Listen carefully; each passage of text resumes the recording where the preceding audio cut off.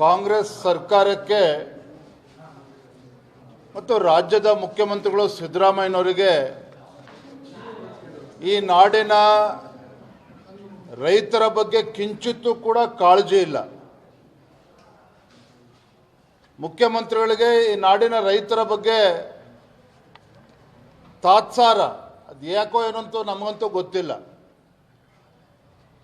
ಸಿದ್ದರಾಮಯ್ಯನವರು ರಾಜ್ಯದ ಮುಖ್ಯಮಂತ್ರಿಗಳ ಆದಾಗಿನಿಂದ ಈ ನಾಡಿನ ರೈತರಿಗೆ ಒಳಿತಾಗ್ತಕ್ಕಂಥ ಯಾವುದೇ ಒಂದು ಕ್ರಮವನ್ನು, ನಿರ್ಧಾರಗಳನ್ನು, ಯೋಜನೆಗಳನ್ನು ತೆಗೆದುಕೊಂಡಿಲ್ಲ ಅಂತಕ್ಕಂಥದ್ದು.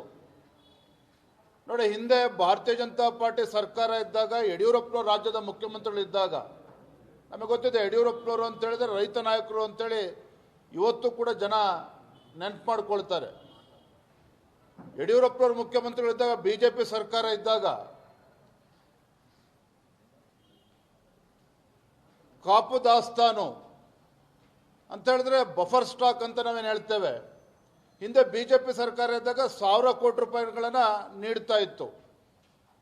ಆದರೆ ಸಿದ್ದರಾಮಯ್ಯ ಸರ್ಕಾರ ಬಂದ ಮೇಲೆ ಆ ಬಫರ್ ಸ್ಟಾಕಿಗೆ ಇಟ್ಟಿರ್ತಕ್ಕಂಥ ಹಣ ಎಷ್ಟು ಅಂತ ಹೇಳಿದ್ರೆ ಅದನ್ನು ಕೂಡ ಕಡಿತಗೊಳಿಸಿ 1200 ಕೋಟಿ ಹಿಂದಿನ ಸರ್ಕಾರಗಳು ಇಡ್ತಾ ಇದ್ದರೆ ಕಾಂಗ್ರೆಸ್ ಸರ್ಕಾರ 400 ಕೋಟಿ ರೂಪಾಯಿಗೆ ಇಳಿಸಿದ್ದಾರೆ. ಅಂದರೆ 600 ಕೋಟಿಯಷ್ಟು ಇವತ್ತು ಬಫರ್ ಸ್ಟಾಕಿಗೆ ಹಣವನ್ನು ಕಡಿಮೆ ಮಾಡಿರ್ತಕ್ಕಂಥದ್ದು. ಇದು ಮೊದಲ ಅಂಶ.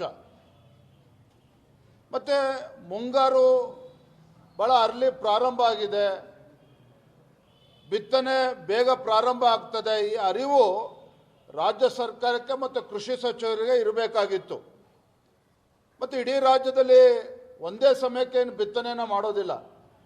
ಹಾಗಾಗಿ ಗುಲ್ಬರ್ಗದಲ್ಲಿ ಎಷ್ಟು ಯೂರಿಯಾ ಸ್ಟಾಕ್ ಇಡಬೇಕಾಗಿತ್ತು, ಬಿತ್ತನೆ ಬೀಜ ಅಲ್ಲೇ ಸ್ಟಾಕ್ ಇಡಬೇಕಾಗಿತ್ತು, ಕೊಪ್ಪಳದಲ್ಲಿ ಎಷ್ಟು ಇಡಬೇಕಾಗಿತ್ತು, ಶಿವಮೊಗ್ಗದಲ್ಲಿ ಎಷ್ಟು ಇರಬೇಕಾಗಿತ್ತು ಅನ್ನುವ ಅಂದಾಜು ಮಾನ್ಯ ಕೃಷಿ ಸಚಿವರಿಗೆ ಇರಬೇಕಾಗಿತ್ತು.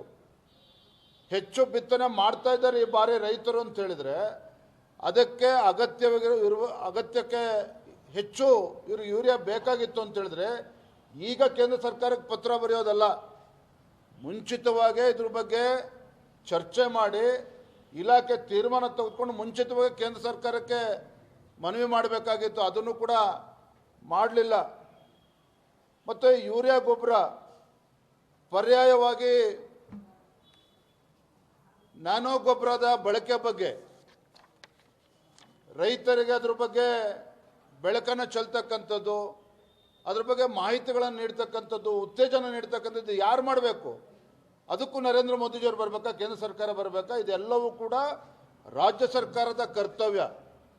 ಹಾಗಾಗಿ ರಾಜ್ಯ ಸರ್ಕಾರ ತನ್ನ ಕರ್ತವ್ಯವನ್ನು ಮರೆತು, ಮಾನ್ಯ ಮುಖ್ಯಮಂತ್ರಿಗಳು, ಕೃಷಿ ಸಚಿವರು ತಮ್ಮ ಕರ್ತವ್ಯವನ್ನು ಮರೆತು ಇವತ್ತು ರೈತರನ್ನು ಬೀದಿಗೆ ತರ್ತಕ್ಕಂಥ ಕೆಲಸವನ್ನು ಮಾಡ್ತಾ ಇದ್ದಾರೆ.